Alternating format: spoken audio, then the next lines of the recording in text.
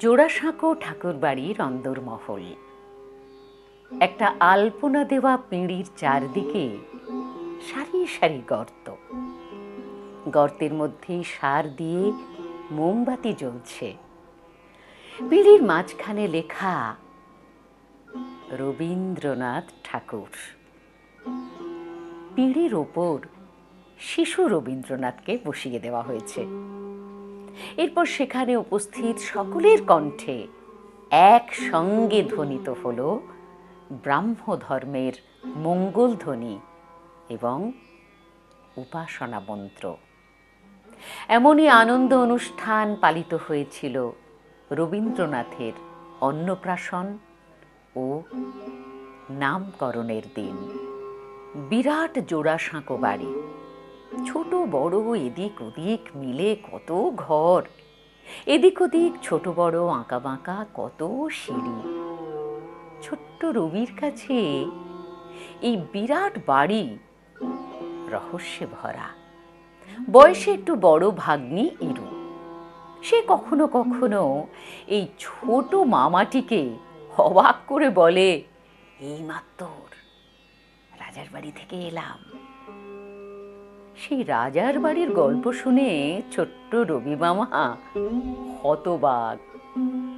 মামাও খুঁজতে থাকে ইরুর দেখা রাজার বাড়ি, কিন্তু ছোট মামাটির কাছে সে বাড়ি অধরাই থেকে যায়।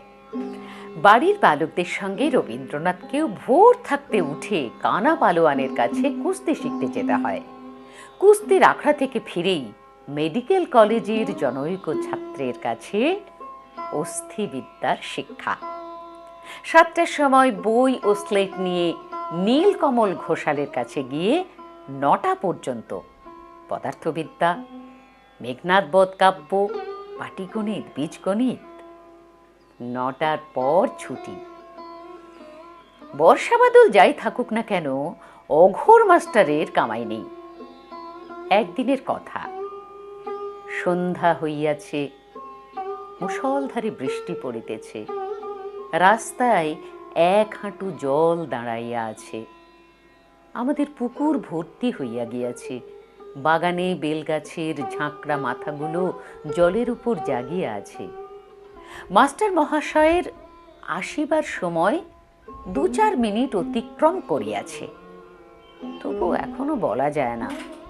রাস্তার সম্মুখের বারান্দাতে চৌকি লইয়া গলির মোড়ের দিকে করুণ দৃষ্টিতে তাকাইয়া আছি। এমন সময় বুকের মধ্যে হৃৎপিণ্ডটা যে হঠাৎ আছাড় খাইয়া হা হতস্মে করিয়া পড়িয়া গেল।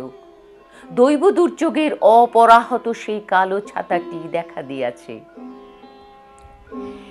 এরকমই কঠোর কঠিনে বাঁধা ছিল রবীন্দ্রনাথের ছেলেবেলাটি।